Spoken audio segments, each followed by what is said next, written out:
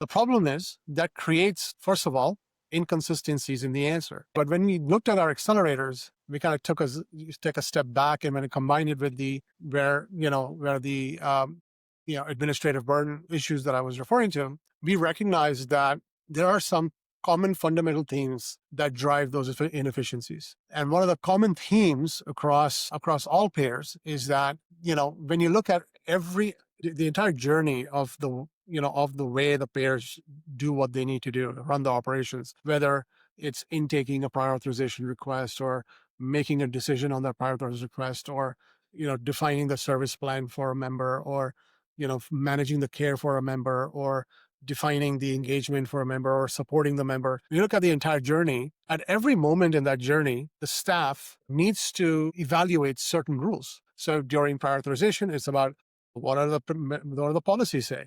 What does the clinical guidelines say? During a clinical review, it's like, again, what does the policy say? If you look at from a service plan creation or care management, does the policy allow us to do that? So every team essentially needs to understand and utilize these rules as they do what they need to do. And every team essentially is interpreting these rules in their own way to essentially do and deliver on the task that they need to do, and managing those rules in their own way.